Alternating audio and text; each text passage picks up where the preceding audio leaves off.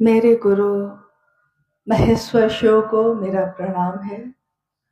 इस कालखंड के प्रथम शिव के शिष्य हम सबों के परम आदरणीय वरेण्य गुरु भ्राता साहब श्री के चरणों में मेरा प्रणाम है। शक्ति स्वरूपा माँ नीलम आनंद जी के चरणों में मेरा प्रणाम है और दुमका के इस आउटडोर स्टेडियम में उपस्थित आप सभी गुरु भाई गुरु बहन के चरणों में मेरा प्रणाम है।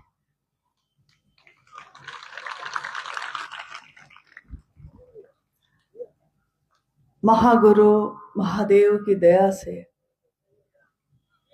आज का ये शिव गुरु महोत्सव जो दुमका के गुरु भाई गुरु बहनों ने आयोजित की और इसमें भाग लेने का मौका मुझको मिला है। महादेव की असीम दया है कि धरती पे कहीं भी जाकर अपने गुरु की महिमा का गान गाने का, उनके बारे में कुछ बोल सकूं, इसका मौका मिलता है। ये भी उस गुरु की असीम दया है और इस जीवन का परम सौभाग्य भी है। जैसे ही हम कहते हैं शिव गुरु, तो हमारे मन में यह प्रश्न उठता है कि शिव तो अपने आप में पूर्ण है। शिव सब समझ जाते हैं शिव का क्या मतलब होता है। शिव का मतलब भगवान, शिव का मतलब महेश्वर, ईश्वरों का भी ईश्वर है वो, देवताओं का भी जो देवता है वो महादेव है। तो जैसे ही हम शिव कहते हैं तो समझ जाते हैं लोग कि शिव के सभी स्वरूप की बात हो रही है। इसलिए बताना पड़ता है कि शिव जो भगवान है वही शिव जगत के गुरु है, वही शिव जो अचिंत्य है, जो अनंत है, जो असीम है, वही शिव गुरु भी है। और शिव के दानदाता स्वरूप से लोगों ने हमेशा से कुछ न कुछ पाया। दानदाता स्वरूप यानी हमने उपवास भी की, हमने साधना आराधना भी की, हमने मंत्रों का जप भी किया और हमने साधुता के रूप में महादेव को साधुता की पराकाष्ठा भी पाया। कोई अगर साधु भी है तो उसकी पराकाष्ठा शिव स्वयं है, ये पाया। तो भगवान के दानदाता स्वरूप से दुनिया के लोग जुड़े रहे, भक्त बनकर जुड़े रहे। हम अक्सर भक्त उसको कहते हैं जो पूजा पाठ करता हो या जो सुबह सुबह स्नान करके मोमबत्ती, अगरबत्ती, दिया, पूजा पाठ ये सारे काम करता हो, तो हम उसको कह देते हैं कि बड़ा भक्त है। परंतु भक्त होना बहुत कठिन है। भक्त होना इतना आसान नहीं होता कि वो सिर्फ अगरबत्ती दिखाने से कोई भक्त हो जाता है, ऐसा नहीं है। भक्ति की परिभाषा जो हमारे देश में या विश्व में कही जाती है उसको श्रेणीबद्ध किया गया है कि कोई अगर विचार करता है कि शिव मेरे होंगे, फिर इस विचार पे वो खरा होता है। विचार गहरे होते हैं और इतने गहरे होते हैं कि भाव बन जाता है। भाव भी घनीभूत होता है, गहरा बनता है, मजबूत बनता है, इतना मजबूत बन जाता है कि प्रेम में बदल जाता है। और प्रेम का भी जब चरम होता है, प्रेम का भी जब चरमोत्कर्ष होता है, उसको भक्ति कहा जाता है। तो देखिए, भक्त होना आसान नहीं है। बोलने में भले ही हम बोल देते हैं कि भक्त है वो, लेकिन भक्ति प्रेम का चरमोत्कर्ष है। और भक्त की दुनिया में उसका आराध्य होता है, आराध्य की दुनिया में भक्त होता है। परंतु ये एक ऐसी अवस्था है जिसको बहुत मुश्किल से कोई प्राप्त कर पाता है। कौन सा ऐसा रास्ता है, कौन सी ऐसी विधा है जो हमको आता हो या ना आता हो कुछ, फिर भी हम शिव से मिल सकते हैं? किस तरह से हम शिव के दानदाता स्वरूप से संपत्ति तो प्राप्त कर लेते हैं, परंतु उस संपत्ति का उपयोग कैसे किया जाए इसका ज्ञान भी प्राप्त कर सकें, ये कौन सा रास्ता है, ये कौन सी विधा है। महादेव आज तक तो थे ही, महादेव तो भगवान है ही, सदियों से हैं और सदियों तक रहेंगे ही। हम आए हैं, हम चले जाएंगे, फिर मेरा जन्म होगा या शायद ना भी हो। परंतु महादेव का तो न जन्म हुआ है, न उनके मृत्यु की सूचना है। अजन्मा है वो, स्वयं भू है वो। इसलिए शिव का एक नाम शंभु भी है। शंभु यानी जो स्वयं से उत्पन्न हुआ हो, यानी उसकी न हम जन्म की तारीख मना सकते हैं, ना शिवलिंग होने की तारीख मना सकते हैं। वो शिव जो अजन्मा है, स्वयंभू है, उसके विवाह की तारीख धरती मनाती है। इसीलिए शिव के शिष्य, शिव के गण, शिव के भक्त महाशिवरात्रि का आयोजन करते हैं और इसके सिवा शिव के लिए और कोई आयोजन नहीं होते। हम प्रतिदिन शिवलिंग पे जल चढ़ाते हैं। शिव की आराधना उपासना का सिलसिला बहुत पुराना है, परंतु इसमें उनके ज्ञान दाता स्वरूप से जुड़ाव बहुत कम, चंद लोगों का ही है। आज तक जितने शास्त्र लिखे गए, जितने भी लिखे गए, हम जानते हैं कि लगभग 10,000 वर्षों का इतिहास ऐसा है जो लिखित में है।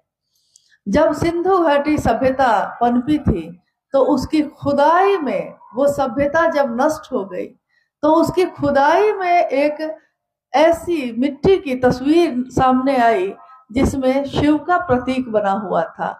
इसलिए उसको प्रोटो शिव कहा गया, शिव का प्रतीक कहा गया। बाद में आने वाले समय में ऋग्वेद की रचना हुई, 4 वेद रचित हुए।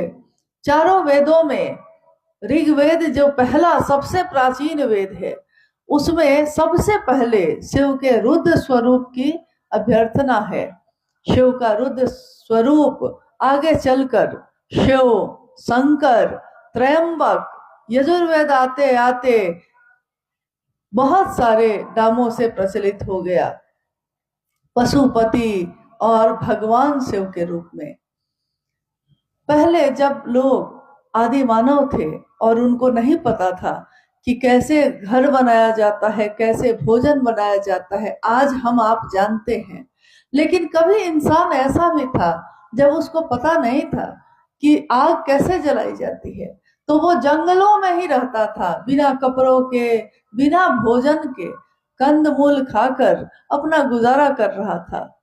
और जब भयानक तूफान आते थे, बिजलियां कड़कने लगती थी, तो वो इंसान घबराता था कि ये क्या है, इससे मेरी रक्षा कौन करेगा, इसके देवता कौन है जिसकी शक्ति से ये सब होता है। तो उसने एक नाम दिया, रुद्र, और ऐसे देवता की कल्पना की कि जो रुलाते भी हैं और झंझावातों से निकालते भी हैं। धीरे धीरे धीरे धीरे जगत के लोगों ने शिव का वो दर्शन किया जो दुनिया में आज असंख्य नामों से प्रचलित है। और उसी में से कुछ लोगों ने ये भी पाया कि जिस तरह वो महादेव मालिक बड़े करीब से सुनते गरीब की, उसी तरह बड़े करीब से बिना कोई योग्यता जांचे, बिना कोई पात्रता और नियम बनाए, वो हमको शिष्य भी बनाते हैं। तो प्राचीन समय से लेकर निवर्तमान काल तक में शिव के शिष्यों की भी कुछ सूची शास्त्रों में लिखी गई। जितनी लिखी गई उसके बाद भी हुए होंगे, परंतु शायद लोग उनसे अनजान हैं तो लिख नहीं पाए। तो शिव के शिष्य और प्रशिष्य, यानी शिष्य का शिष्य, प्रशिष्य, उनके नामों की सूचना आई। कुछ लोगों का चंद नाम है वो। यहां से कुछ दूर में है, उत्तर प्रदेश में बनारस एक जगह है। बनारस में एक समाधि स्थल है बाबा कीनाराम का। बाबा कीनाराम शिव के शिष्य हुए और उनके प्रशिष्य काफी हुए, यानी उनके शिष्य बहुत हुए। परंतु सीधे सीधे शिव के शिष्य कीनाराम बाबा तो थे, बाकी और लोग उनके शिष्य थे। शिव के शिष्य दूसरे किसी को उन्होंने नहीं बनाया। शिव के एक शिष्य मच्छिंद्र नाथ हुए और मच्छिंद्र नाथ के बहुत सारे शिष्यों में एक शिष्य हुए गोरक्षनाथ, जिनके नाम पर आज उत्तर प्रदेश में गोरखपुर शहर बसा हुआ है। तो गोरक्षनाथ शिव के प्रशिष्य हुए, यानी शिव के शिष्य हुए। तो शिव के शिष्य हुए मच्छिंद्र नाथ, मच्छिंद्र नाथ के शिष्य हुए गोरक्षनाथ। तो गोरखनाथ यानी शिव के शिष्य वो भी हुए, परंतु उन्होंने अपने शिष्यों की श्रृंखला बनाई, अपने शिष्यों का जमावड़ा है, लेकिन शिव का दूसरा कोई शिष्य उनके द्वारा नहीं बना। त्रेता युग आया, द्वापर युग आया, सतयुग आया और आज कलयुग आ गया। महादेव का एक शिष्य इस कलयुग में भी आए, जिनके बारे में आपने सुना अभी। आप हम सब जानते हैं उस नाम को। आज उनका परिचय देना नहीं पड़ता, क्योंकि उनका नाम हो गया। महादेव महादेव करते करते महादेव के शिष्य का ऐसा नाम हुआ है कि वो नाम आज हर जुबां पे है, जिनको हम कहते हैं हमारे वरेण्य गुरु भ्राता साहब हरिंद्रानंद जी। एक शिव के शिष्य इस कालखंड में भी जन्म लेते हैं। 31 अक्टूबर 1948 को साहब का जन्म होता है। सिवान जिले के अमलोरी नामक ग्राम में, बिहार में है सिवान। सिवान में एक गांव है अमलोरी, जहां इनका जन्म हुआ है। जिस दिन जन्म हुआ था उसी दिन तिथि खंडित हुई और शाम में दीपावली मनाई गई। साहब का जीवन आगे बढ़ा। उनके पिता डॉक्टर विश्वनाथ सिंह और मां राधा देवी। पिता उस समय एजुकेशन डायरेक्टर थे। बिहार और झारखंड उस समय एक ही था, बिहार ही था। झारखंड 2000 में अलग हुआ है, उससे पहले तो बिहार ही था। तो उस समय जब इनका जन्म हुआ, तुरंत भारत आजाद हुआ था। 1947 में भारत को आजादी मिली। उसके अगले वर्ष 1948 में साहब का जन्म होता है और दिवाली मनाई जाती है। हर घर में दिया जलता है, बिना ये जाने कि कौन धरती पे जन्म ले चुका है। धरती कहाँ जान पाई।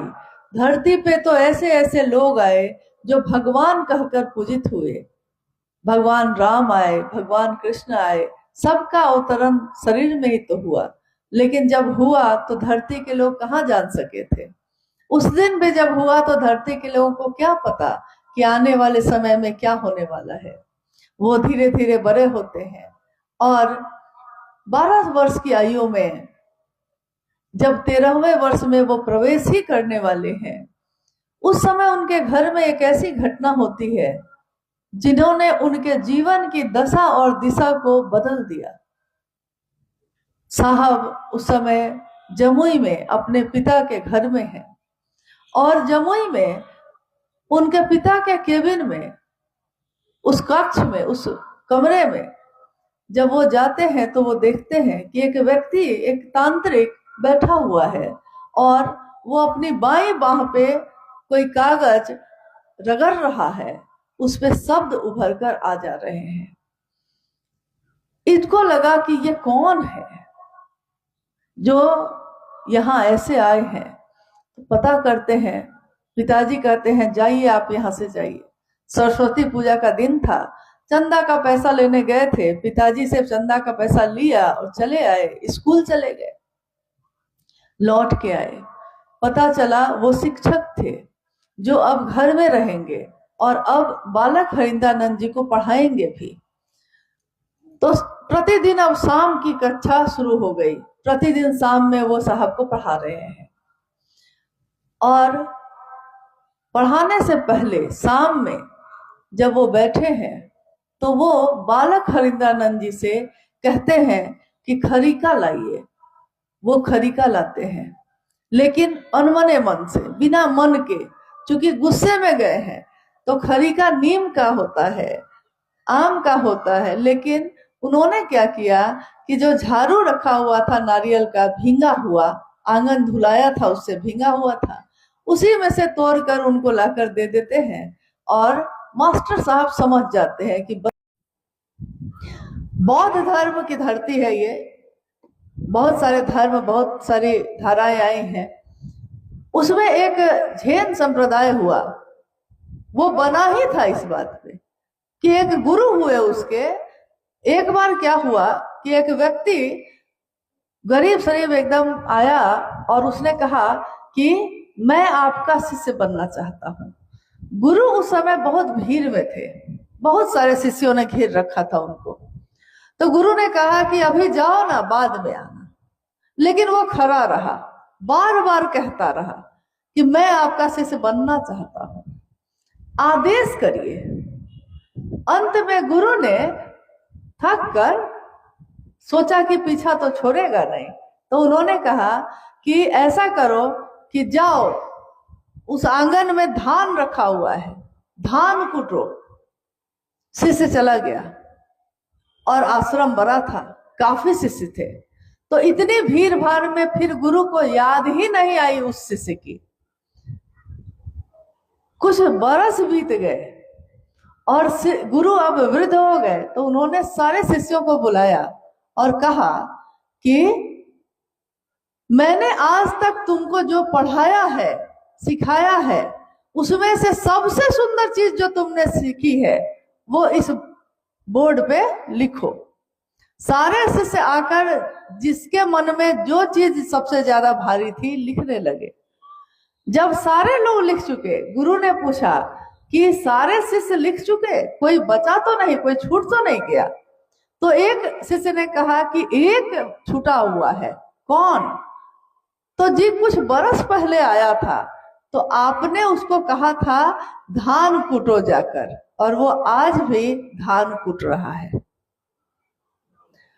उसको बुलाया गया तो उसको भी कहा गया कि तुमने आज तक जो सीखा है वो इस पे लिखो। इतने शास्त्र पढ़े गए, इतनी किताबें पढ़ी गई, इतने ग्रंथ का ज्ञान अर्जित किया गया, तुमने क्या पढ़ा है? तुमने जो पढ़ा है जरा लिखो। उस शिष्य ने कहा कि जी मैंने तो धान कूटने के अलावा कुछ किया ही नहीं, मैंने तो सुना ही नहीं, देखा ही नहीं कुछ और, कि और लोग क्या कहते हैं या क्या सुनते हैं, इसलिए मैं तो अनपढ़ गंवार हूं, मैं क्या लिखूंगा। मैंने तो इसके सिवा और कुछ जाना ही नहीं कि गुरु ने जो आदेश दिया वही करना है। और उसने धान कुटो ही लिखा, गुरु का आदेश लिखा, गुरु का आदेश जो है वो लिखा। उस नाम पे ही वो पूरा संप्रदाय बन गया और गुरु के गद्दी पे भी वही बैठा, जबकि सब बड़े ज्ञानी ज्ञानी थे। यानी गुरु के सामने ज्ञानी बन के नहीं जाना है, गुरु के सामने गुरु आदेश अनुसार हम कर सके ये बन के जाना है। तो गुरु का आदेश है कि जो तुम करते हो दूसरों को करने के लिए कहो। तो हम सारे शिव के शिष्य खुद शिव शिष्य बने हैं और दूसरों को कहना है कि आप भी शिव के शिष्य बनिए। बस इतना ही ना। इसी के लिए सारे चर्चा, सारे काम, सारे आचरण शिव के शिष्य के मात्र इसी इहलौकिक उद्देश्य के लिए है कि खुद भी शिव शिष्य बनो और दूसरों को भी शिव शिष्य बनने के लिए प्रेरित करो। तो पूरी चर्चा की परिधि इसी में चलती है कि सारे कार्यक्रम का एक ही उद्देश्य है, एक ही परिधि में है, वो कि गुरु का आदेश करना है, बस और कुछ नहीं। लेकिन आपने गौर किया है कि नहीं किया है, हमारे देश में, विदेश में, पूरे विश्व में लोग ध्यान पे बहुत बात करते हैं। योग कर लो तो ध्यान हो जाएगा, इस पंथ में चले जाओ, इस गुरु के अनुसार करो तो ध्यान होगा, एकाग्र हो जाओगे। हजारों साल से यही विधा चली आई थी। साहब हरिदानंद जी की ये जो दूसरी विधा है, ये विधा क्या है? शिव की चर्चा करो और शिव की चर्चा सुनो, बस यही है। लेकिन दया मांगना, शिव की चर्चा करना और नमन करना, ये तीनों काम ही करते करते हमारा मन इतना अब ध्यान में है कि नींद में भी शिव दिखाई देते हैं।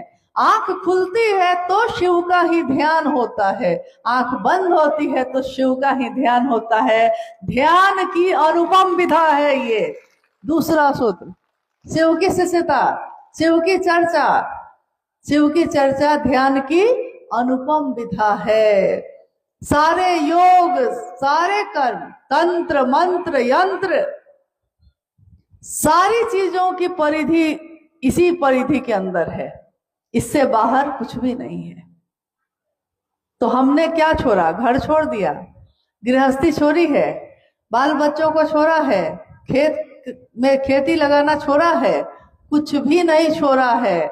दुकान चलाना छोड़ा है, गाड़ी चलाना छोड़ा है, कपड़ा पहनना छोड़ा, कुछ भी नहीं छोड़ा है। बस क्या किया है? महादेव को अपने जीवन में ले आए। महादेव मेरे जीवन में आए और सब शिवमय हो गया। मेरा पहनना, मेरा खाना, मेरा उठना, मेरा बैठना, मेरा हंसना, मेरा बोलना, सब शिव हो गया। देखिए ध्यान की कैसी विधा है ये। हमने अलग से कोई प्रयास नहीं किया। ये कब हो गया? जैसे हमारा बच्चा ही हमारी आंखों के सामने बड़ा होता है और हमको पता नहीं चलता है। मेरी आंखों के सामने ही तो बच्चा अभी पैदा हुआ था, 18 साल का हो गया।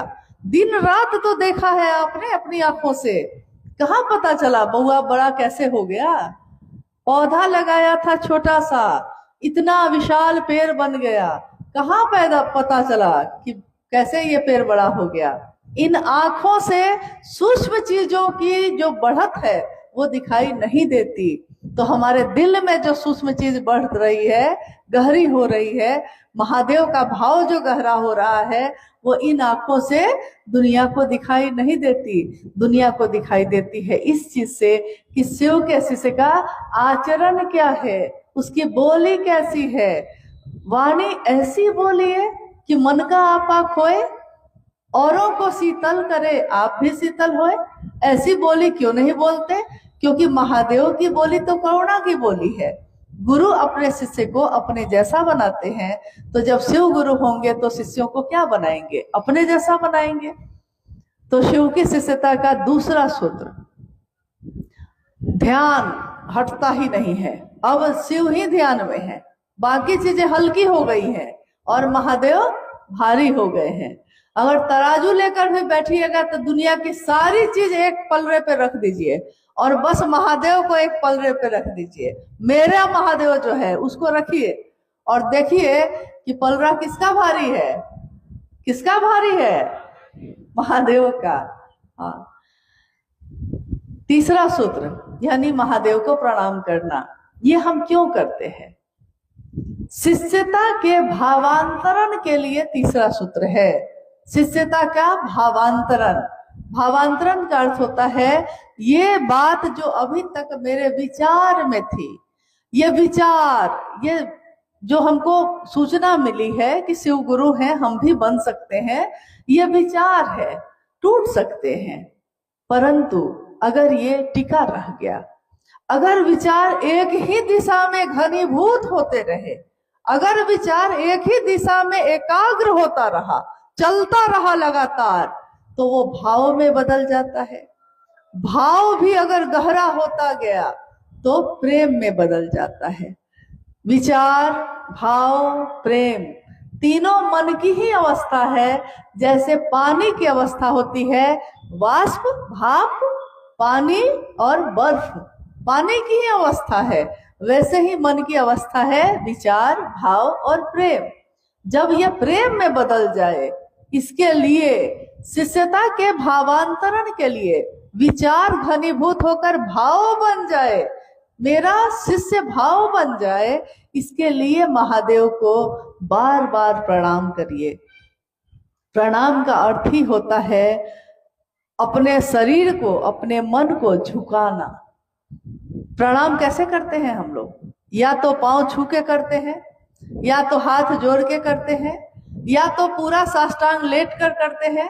तो जब हम प्रणाम करने के लिए जाते हैं, चाहे किसी विधि से करें, हमारा शरीर भी झुकता है और उसके साथ अगर मन नहीं झुका तो प्रणाम करने का कोई अर्थ नहीं है। क्योंकि अक्सर हम लोगों को प्रणाम करते हैं, लेकिन जब वो चले जाते हैं सामने से तो तुरंत ही उनकी शिकायत शुरू कर देते हैं कि बहुत दुष्ट आदमी है। तो दूसरा पूछता है क्यों प्रणाम किए थे तब? अरे गांव के चाचा हैं, करना पड़ता है। यानी गांव के चाचा है तो आपने हाथ जोड़कर प्रणाम कर दिया, परंतु हमारा मन झुका नहीं। तो तीनों सूत्र एक विशेष उद्देश्य की पूर्ति के लिए किए जाते हैं, और ये विशेष उद्देश्य, मूल उद्देश्य क्या है? आप अपने घर से आए, हम भी अपने घर से आए, ये भी जो बैठे हैं अपने घर से आए, सब अपने अपने घर से आए, तो सबके अपने अपने घर से यहाँ आने का कोई उद्देश्य होगा ना। आज का एक विशेष उद्देश्य होगा। क्या है? कि हमारा महादेव का काम का संगोष्ठी है, बैठक है, तो हम लोग बैठ के इस पे विचार करेंगे कि कैसे करें और आगे कैसे बढ़े। एक विशेष उद्देश्य के लिए सबने मदद ली, सवारी की, यानी सहायता ली किसी न किसी की। कोई मोटरसाइकिल से आया, कोई ट्रेन से, कोई गाड़ी से, कोई पैदल। तो ये जो यहाँ पहुंचे हम, ये सहायक है।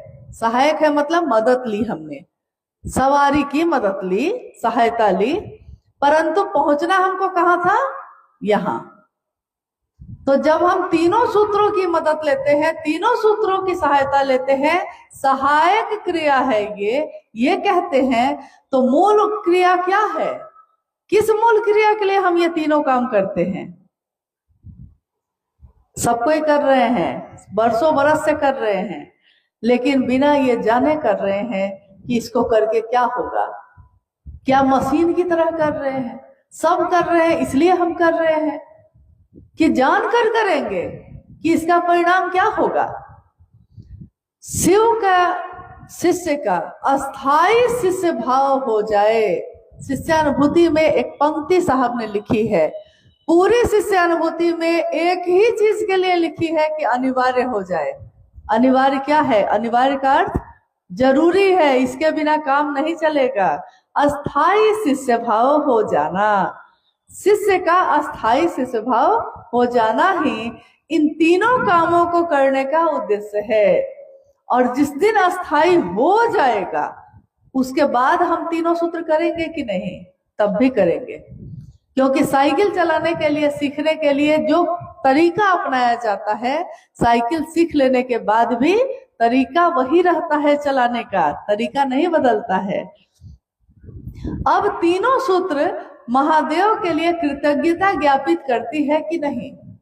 क्या हम जो तीनों सूत्र करते हैं तो महादेव के लिए हम कृतज्ञ हैं, महादेव का एहसान मानते हैं, इसलिए कर रहे हैं? और अगर इसके लिए कर रहे हैं तो तीनों सूत्र करने से ये हो जाएगा कि नहीं? ये आज की जिज्ञासा है। आपने लिख के नहीं दी होगी, पता नहीं दी है कि नहीं दी है, लेकिन एक जिज्ञासा है कि ये तीनों सूत्र करते हैं ना हम लोग सुबह से रात तक, तो महादेव के लिए कृतज्ञता है या नहीं? एक गुरु भाई ने एक बार साहब से ये जिज्ञासा रखी। साहब ने उत्तर दिया कि अगर वो कामना लेके करता है, यानी शिव को गुरु तो बना लिया है, लेकिन उसके मन में कामना है यही कि अगर मेरी संतान होगी तब हम महादेव को गुरु मानेंगे, और मान लिए हैं तो तीनों सूत्र कर भी रहे हैं इसी के लिए, लेकिन मन में है कि संतान के लिए कर रहे हैं। कोई कहता है मेरी बेटी का शादी हो जाता इसलिए महादेव को गुरु माने हैं, महादेव की दया होगी बेटी की शादी हो जाएगी, तीनों सूत्र भी करेंगे, करते हैं, कहते भी हैं कि हम करते हैं। तो क्या तीनों सूत्रों को करना कृतज्ञता मानी जाएगी? नहीं मानी जाएगी। लेकिन परिणाम सुंदर होंगे, मतलब रिजल्ट मिलेगा, परिणाम होगा, बेटी की शादी हो जाएगी, संतान हो जाएगा। क्या ऐसा है जो नहीं होगा? किम न सिद्धते भूतले, इस भूतल पे ऐसा क्या है जो शिव चाहे तो न होगा? लेकिन ये कृतज्ञता नहीं मानी जाएगी। कृतज्ञता तब मानी जाएगी जब बिना किसी कामना के, बिना किसी स्वार्थ के हम शिव के लिए ये तीनों सूत्र करेंगे। और यही किया था साहब हरिदानंद जी ने। उन्होंने शिव के लिए शिव को चाहा, शिव से नहीं चाहा, शिव से चाहते रहे हैं हम लोग हमेशा, शिव को चाहा। से और को का ही अंतर है। शिव से चाहा, शिव को चाहा। तो शिव को चाहा तो जब शिव मेरे हो जाएंगे तो पूरी दुनिया मेरी होगी कि नहीं होगी। जो महादेव का है सब मेरा, जब महादेव मेरा तो महादेव की सारी चीजें भी मेरी। आज की ये संगोष्ठी, ये बैठक जो रखी गई है, इसमें हम लोगों ने देखा है कि आसपास के जिले के भी बहुत सक्रिय गुरु भाई गुरु बहन भी शामिल हैं। कुशीनगर के लोग ज्यादा संख्या में शामिल हैं। और हम सबका उद्देश्य यही है कि जो काम हम अपने जीवन में कर रहे हैं उसकी चमक दिखे इस दुनिया में, ये रोशनी दिखे। हमसे ऐसा काम हो सके महादेव का कि लोग देखें आपको, हमको तो कह दे, बोल बैठे, खुद ब खुद बोल बैठे कि महादेव का चेला हो तो ऐसा हो। अभी एक गुरु भाई है ना मुन्ना जी, जो भजन गा रहे थे, गुरु भी लाजवाब है और चेला भी लाजवाब है। यानी गुरु जो होगा वो अपने शिष्य को भी वैसा ही बनाएगा, उससे कम नहीं बनाएगा, उससे ज्यादा बनाएगा। मेरे गुरु महेश्वर शिव को मेरा प्रणाम है। इस कालखंड के प्रथम शिव के शिष्य, हम सबों के परम आदरणीय वरेण्य गुरु भ्राता साहब श्री के चरणों में मेरा प्रणाम है। शक्ति स्वरूपा माँ नीलम आनंद जी के चरणों में मेरा प्रणाम है। और कुशीनगर के इस स्थल पे उपस्थित आप सभी गुरु भाई गुरु बहन के चरणों में मेरा प्रणाम।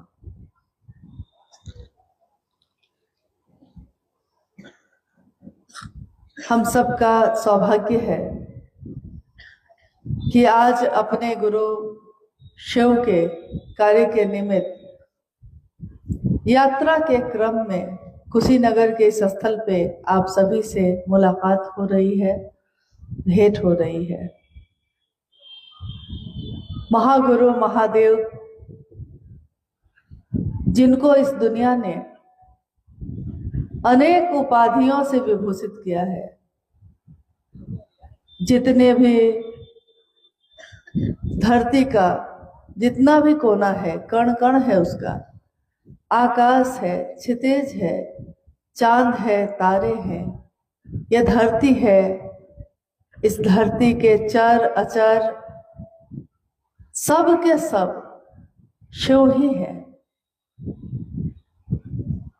परंतु उस शिव को इन आंखों से हम देख नहीं सके, कभी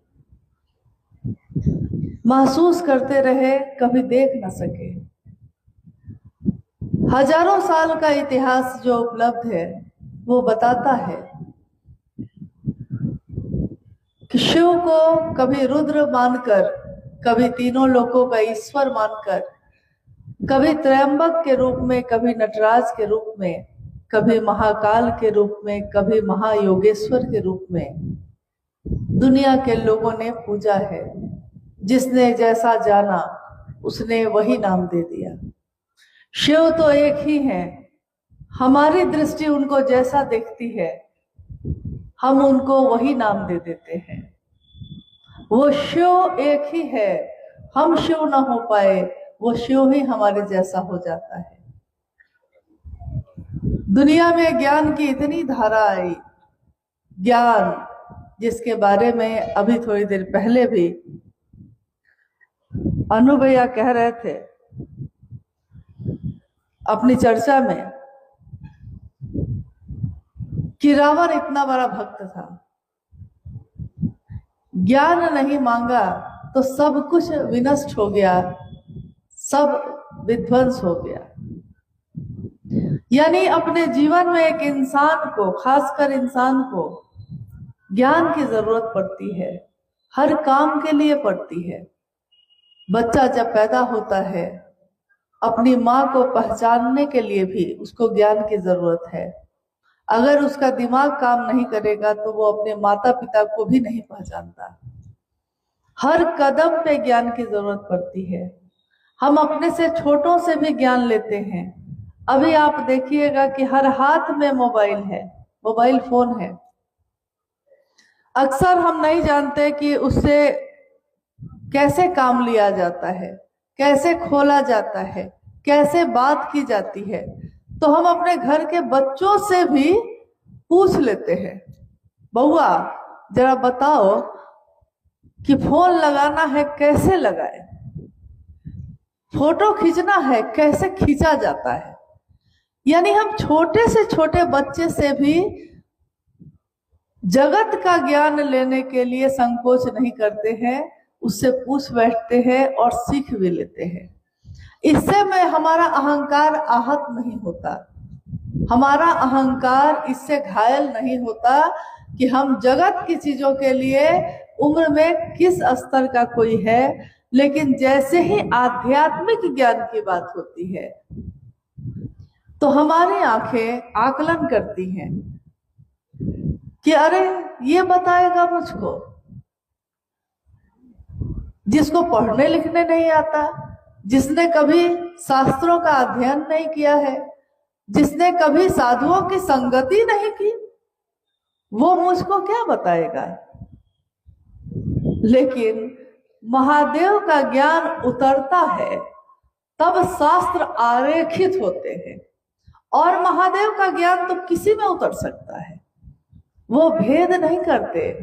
महादेव ने कभी भेद नहीं किया, महादेव ने न जाति बनाई, न धर्म बनाए, न वैमनस्यता बनाई, न नफरत बनाया।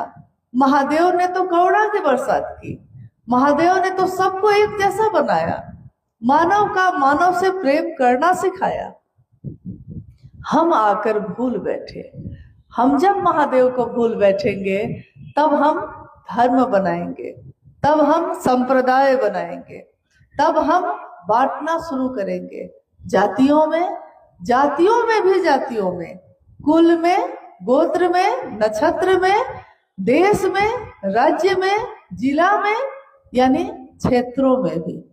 यानी बांटते बांटते जब हम अपने पिता से कोई संपत्ति पाते हैं और सोचते हैं कि 4 भाई है बांट लेते हैं, 4 भाइयों में बांट दिया, अब उनके बेटों में बांटेंगे, अब उनके भी बेटों में बांटेंगे, तो बांटते बांटते एक दिन बांटने को कुछ भी बाकी नहीं रहता है। तब क्या होता है? तब महादेव एक ऐसी बयार लाते हैं, एक ऐसी हवा चलती है जो इन सारी चीजों को एक कर देती है। यानी एक दिन शिव जीव बना, एको हम बहुश्याम। शिव एक है, उन्होंने सोचा कि मैं एक से अनेक हो जाऊं, तो एको हम बहुश्याम, एक से अनेक हुए, शिव से जीव बना। और अब जीव फिर से शिव बनने की यात्रा में है। मनुष्यात्मा का उस परमात्मा से एक हो जाना ही आध्यात्मिक उत्कर्ष कहलाता है। आध्यात्मिक उत्कर्ष का अर्थ होता है कि आध्यात्म की जो दुनिया है उसमें हमारा मन ऊर्ध्वमुखी हो, ऊपर की तरफ बढ़े, संकीर्णताओं से मुक्त हो जाए, ईश्वर से मिलने की चाहत करे। इंसान से मिलते मिलते वो ईश्वर से मिलने लगता है। इतने साधु संत, इतने प्रवचन, इतने सत्संग, इतने कथा वाचनों के सुनने के बाद भी इंसान में इंसान के लिए प्रेम न हो सका। इतने आंदोलन हुए, इतनी क्रांतियां हुई, लेकिन मानव का जागरण नहीं हो सका। और जब इस कालखंड में एक बालक का जन्म होता है जिनको दुनिया ने नाम दिया साहब हरिंद्रानंद, दुनिया ने ही शिव को नाम दिया, दुनिया ने ही साहब को साहब कहा है। और उन्होंने एक ऐसी हवा चलाई, एक ऐसी ज्ञान की धारा चलाई जिसमें जितनी पतली पतली धाराएं थीं सब की सब मिलते चली गई। शिव का ज्ञान महासमुंदर है और दुनिया की सारी ज्ञान की धाराएं उसमें मिलती चली जाती हैं और वो शिव से जाकर मिल जाती है। इसी का परिणाम है आज जो शिव शिष्यता की व्याप्ति है। वो शिव शिष्यता की व्याप्ति, जब हम उसकी पृष्ठभूमि की बात करते हैं, जब हम उसकी व्याप्ति की बात करते हैं, जब हम उसके उद्देश्य की बात करते हैं तो शिव शिष्यता की व्याप्ति में आपने थोड़ी देर पहले अलग अलग लोगों से या कभी भजन के माध्यम से ये सुना कि साहब हरिंदानंद जी इस दुनिया में उनका जन्म होता है सिवान जिले में, 31 अक्टूबर को होता है, 1948 साल चल रहा है और धीरे धीरे वो बड़े होते हैं। लेकिन आज जब भी हम पूछते हैं किसी से कि आपने शिव को गुरु बनाया है, अभी 2 दिन पहले एक व्यक्ति जो मुझको बिहार में मिले, उनके हाथ में कंगन था। मैंने पूछा आप भी शिव के शिष्य हैं? उन्होंने कहा हाँ। मैंने पूछा उनसे क्या आप साहब को जानते हैं जिनके कारण हम शिव शिष्य हो सके? उन्होंने कहा ये कौन है? मैंने नहीं सुना कभी। यानी जिसने दिया उसी को भूल गए। जैसे महादेव ने दिया तो महादेव को भूल गए, और जब किसी ने महादेव से मिलवाया तो उसी को भूल गए, उसी के बारे में नहीं जानते। मुझको जानते हैं, आपको जानते हैं, अरे हम ही हम हैं तो क्या हम हैं, और तुम ही तुम हो तो क्या तुम हो। अगर वो उसको न जान सका जिसने शिव शिष्यता से मिलाया है, जिन्होंने जागरण किया है शिव शिष्यता का, व्यक्ति के मानसिक और आध्यात्मिक तल का, व्यक्ति के मानसिक मन के स्तर पे आज जागरण हुआ है। ये आध्यात्मिक तल पे मन जब जगता है तो मन सूक्ष्म होता है।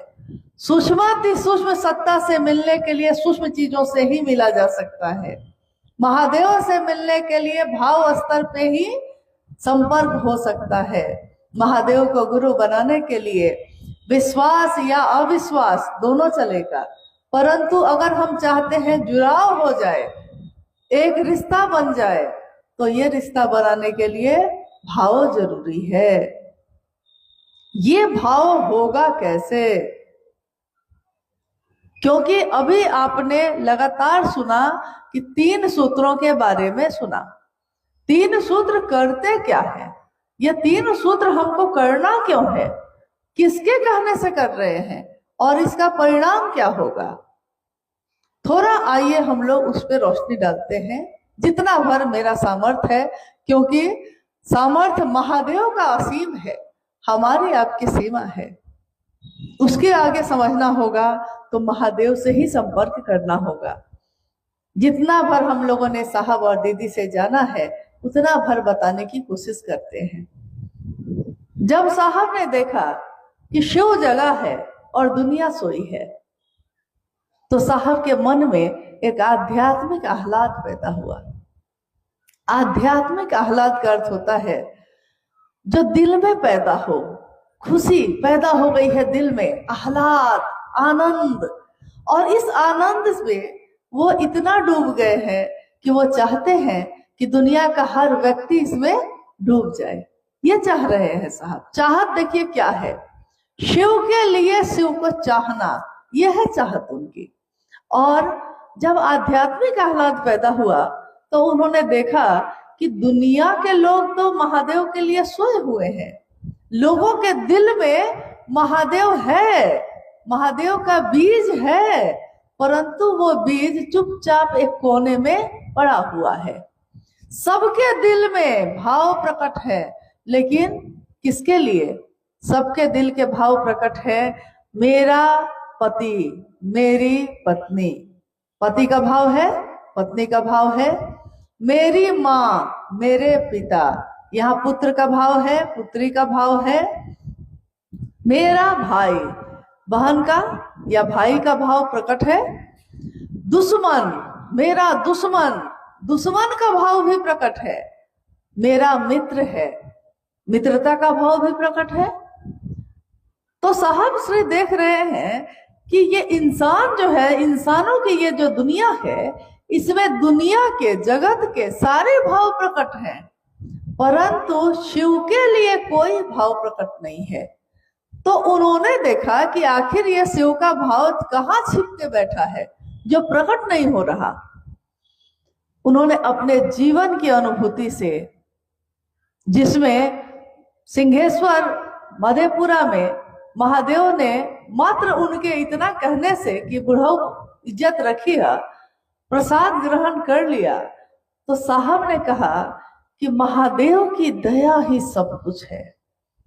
उन्होंने अपने जीवन के 1974 में जब उन्होंने शिव को गुरु माना, उस समय से लेकर 1986-82 तक में जो चीजें घटित हुई थी, देखा था, उस आधार पर उन्होंने कहा कि सब कुछ किया जा सकता है, परंतु अगर आप दुनिया की मदद करना चाहते हैं, अगर आप लोगों का कल्याण करना चाहते हैं, अपना भी दूसरों का भी, तो इसमें शिव मदद करते हैं, बहुत ज्यादा मदद करते हैं।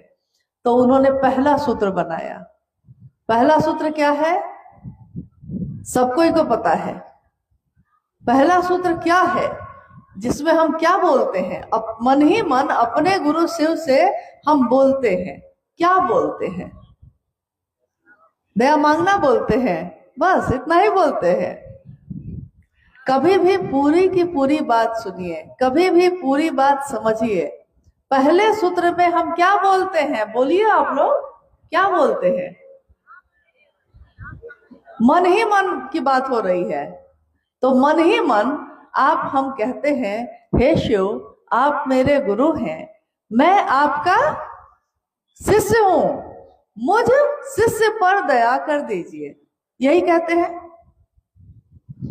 हे शिव, आप मेरे गुरु हैं। आप किसके हैं? दुनिया के हैं, जगत गुरु हैं, महागुरु हैं, गुरुओं के गुरु हैं, परंतु हे शिव, आप मेरे गुरु हैं। यहां अब दुनिया नहीं है। कौन है? मैं। और कौन है? मेरे गुरु। तो मैं और मेरे गुरु, मैं अपने गुरु शिव से ये कह रही हूं, हे शिव, आप मेरे गुरु हैं, मैं आपका शिष्य हूं। ये मैं जो है, ये मैं कौन है? साहब ने कहा कि अगर आपके दोनों हाथ बदल दिए जाए, आपके शरीर का अंग प्रत्यंग बदल दिया जाए, आंखें बदल दी जाए, किडनी बदल दिया जाए, दिल बदल दिया जाए, तब भी आप रहिएगा कि नहीं? उन्होंने पूछा तो सबने कहा रहेंगे। साहब ने कहा कि ये जो कहता है मैं हूं, रहूंगा, ये कौन है? क्या ये शरीर है? क्या ये आकार है? क्या ये मूर्ति बोल रही है? क्या ये तस्वीर बोल रही है? या कोई इंसान का शरीर बोल रहा है? नहीं, ये बोल रहा है वो जो चेतना है, जो ऊर्जा है आपके अंदर, जिसने आपको जीवित रखा है। और ये ऊर्जा निकल गई तो यही शरीर जो अभी आपका है, अब आपका नहीं है। शरीर की मौत हो गई। यानी ये जो बोलता है मैं, तो जब हम पहले सूत्र में कहते हैं मैं आपका शिष्य हूं, तो क्या ये शरीर उनका शिष्य है? कि मेरे अंदर की जो चेतना है वो कह रही है, हे शिव, मैं आपका शिष्य हूं, मुझ शिष्य पर दया कर दीजिए, मुझ शिष्य पर दया करिए। यह कौन है? मैं जो शिष्य हूं। लेकिन मैं तो धरती पे और भी बहुत कुछ हूं। मैं किसी की बेटी भी हूं, मैं किसी की बहू हूं, मैं किसी की बहन, किसी की मित्र, किसी की पत्नी, किसी की भाभी, किसी की चाची, न जाने क्या क्या हूं, बहुत कुछ हूं। लेकिन यहां मैंने शब्द का प्रयोग ये नहीं किया है। मैंने नहीं कहा है कि मैं अमुक व्यक्ति की बेटी हूं, मुझ पे दया कर दीजिए। मैंने कहा है, हे शिव, आप मेरे गुरु हैं, मैं आपका शिष्य हूं, मुझ शिष्य पर दया करिए। यानी यहाँ एक रिश्ता मैंने बनाया है शिव से सीधे, और कहा है कि मैं आपकी शिष्य हूं। ये जो कह रहा है मैं हूं आपका शिष्य, ये वो चेतना है, वो अंश है जो शिव का ही है, लेकिन दुनिया में अलग अलग दिख रहा है। कोई इसमें है, कोई इसमें है, कोई इसमें है। जैसे कोई चांदी का दिया है, कोई सोने का दिया है, कोई मिट्टी का दिया है, और अगर तीनों दिया को ढक दे और पूछे आपसे कि इन तीनों की रोशनी को सिर्फ देखिए, और रोशनी को देखकर बताइए कि दिया चांदी का है, सोना का है कि मिट्टी का है, तो आप कैसे बताइएगा? दिया यानी शरीर अलग अलग हो सकता है, परंतु उसकी रोशनी, उसकी चेतना, उसकी ऊर्जा एक ही है, जो शिव से निकली है और शिव में मिलेगी। तो स्वस्फूर्त जागरण के लिए पहला सूत्र है स्वस्फूर्त जागरण, यानी मेरे दिल में किन लोगों के लिए है ये पहला सूत्र किन लोगों के लिए है? शिष्यानुभूति ये कहती है, साहब की लिखी हुई 1990 की पुस्तक कहती है कि शिव के शिष्य बनने के लिए जो जिज्ञासु हैं, जो चाहते हैं कि मैं शिव का शिष्य बनूं, या जो शिव के शिष्य हैं, उन लोगों के लिए स्वस्फूर्त जागरण के लिए मेरे दिल में, मेरे मन में शिव का जो बिया है, लेकिन वो भाव प्रकट नहीं है, ये भाव प्रकट हो जाए, इसके लिए पहला सूत्र है। तो जब हम मन में बार बार ये कहते हैं तो एक दिन क्या होता है, मन पे निशान पड़ता है। जैसा अभी अनु भैया आपको कह रहे थे कि कुएं के मुंडेर पे एक नाजुक सी रस्सी, पतली सी रस्सी, रसरी आवत जात है, सिल पे परत निशान। रसरी पतली सी है, आई है और गई है, पत्थर तो कठोर है, सबसे कठोर तत्व है, लेकिन निशान किसका पड़ा, पत्थर का कि रस्सी का? रस्सी का, क्योंकि वो बार बार आई है और गई है, बार बार फेरा गया है उसको। तो जिस तरह उस मन पे हम बार बार ये कहते हैं, हे शिव आप मेरे गुरु हैं, मैं आपका शिष्य हूँ, मुझ शिष्य पे दया कीजिए, मन से, मन की गति बहुत तेज है, बहुत तेज। सबसे तेज गति दुनिया में किसकी है? मन की। अभी हम बैठे हैं यहाँ, और अभी अगर हम जाना चाहे अमेरिका, जा पाइएगा कि नहीं? मन से तो चले जाइएगा। मन को पासपोर्ट की जरूरत है? मन को गाड़ी और हवाई जहाज की जरूरत है? मन तो उन्मुक्त है, क्योंकि मन क्या है? सूक्ष्म है। सूक्ष्म चीजें किसी बंधन से नहीं बंधती हैं, शरीर बंधन में है, मन नहीं है। तो मन से हम कहीं भी जा सकते हैं। तो जिस तरह इस मन से हम कुशीनगर से सिवान जा सकते हैं, हम कुशीनगर से छपरा जा सकते हैं, हम कुशीनगर से गोपालगंज जा सकते हैं, उसी तरह इसी मन से हम कुशीनगर में बैठे बैठे महादेव के पास भी जा सकते हैं, हम अपने साहब दीदी से भी मिल सकते हैं। बस मन ही साधन है, मन ही साधन है।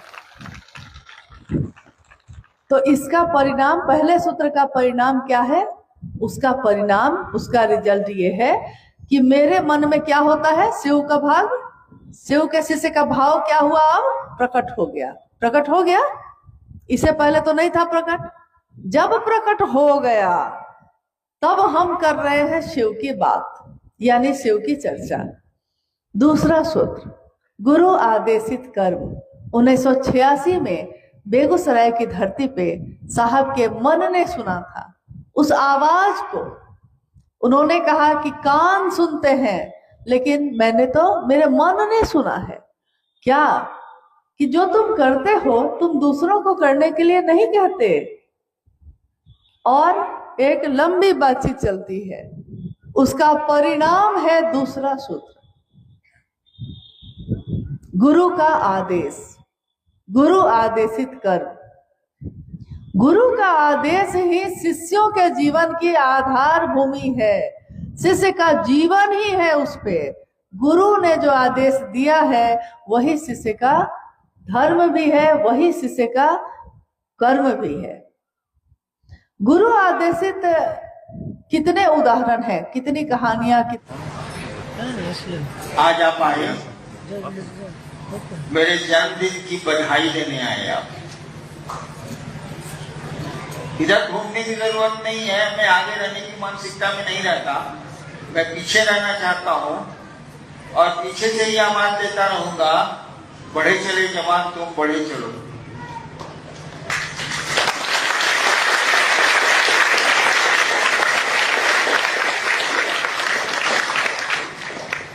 मैंने शिव शिष्यता में भी कहा है कि जो लोग पुराने हो गए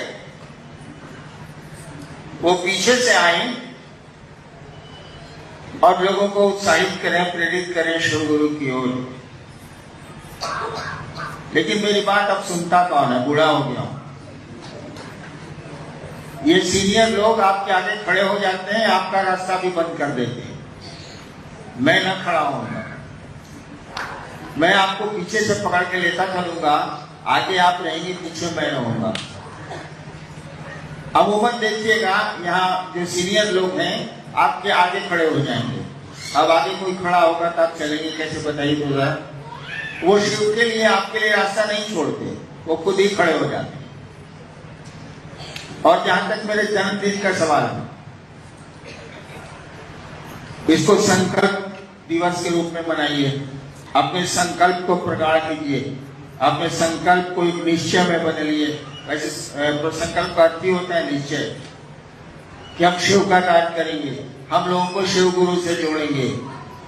और जो ये अभी अन्नू बाबू बोल रहे थे कि ऐसा ऐसा करना है, उसको दिमाग में रखिए, उसको करिए। बंद कुछ भी नहीं किया गया है, लेकिन आपको चालू जरूर किया गया है, आपको स्टार्ट जरूर किया गया है, बंद कुछ भी नहीं किया गया है। गुरु का आदेश था दूसरों को शिव शिष्य बनाओ। हम लोग अब शिव शिष्य नहीं बना रहे थे, हम लोग अब ढोल पुजवा रहे थे, हम लोग पैसा कमा रहे थे, हम लोग इज्जत चुरा रहे थे महादेव के नाम पर, सम्मान। गुरु का आदेश था शिव शिष्य बनाने का। और अमूमन देखिएगा कि जो सीनियर लोग हैं या तो सम्मान चुरा रहे हैं या पैसे चुरा रहे हैं, कुछ न कुछ वो चोर हो गए हैं। बिल्कुल सही है। इसीलिए नियम बना है कि भैया आयोजकों के लिए को माना जाएगा कि उन्होंने कोई शिव शिष्य नहीं बनाए, मंच संचालकों को माना जाएगा कि उन्होंने कोई शिव शिष्य नहीं बनाए, भजनिया और बजनिया जो बाजा बजाते हैं उनको भी माना जाएगा कि प्रोग्राम में आयोजन में उन्होंने कोई शिव शिष्य नहीं बनाए, और जो सुनने वाले हैं उनको भी माना जाएगा कि उन्होंने कोई शिव शिष्य नहीं बनाए। काम था दूसरों को शिव गुरु से जोड़ना, हम लोग अनर्गल कामों में घुस गए। होता ही है, धान लगाएगा झाड़ियां उपज जाती हैं, लेकिन एक दिन तो झाड़ियों को काटना पड़ेगा। इसीलिए हम लोग चले उस उद्देश्य की ओर जो आपके गुरु का आदेश है, उधर हमको आपको चलना चाहिए। जहां तक मेरा सवाल है, मैं जिंदा रहूं या नहीं रहूं, मैं आपके साथ रहूंगा। शर्त एक ही है कि आप उस गुरु के आदेश का अनुपालन करें, उस गुरु के आदेश की तरफ चलें। घर का काम भी ठीक से करें।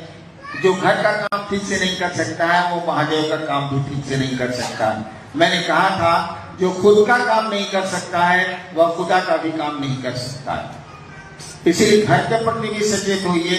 घर को कभी मसान मत बनाइए। श्मशान और घर में अंतर होता है। मैं बहुत वर्षों तक श्मशान में रहा हूँ। घर को मसान मत बनाइए, घर को घर रहने दीजिए, खूबसूरत रहने दीजिए, और उसके साथ साथ शिव का कार्य करिए, अपने गुरु का कार्य करिए।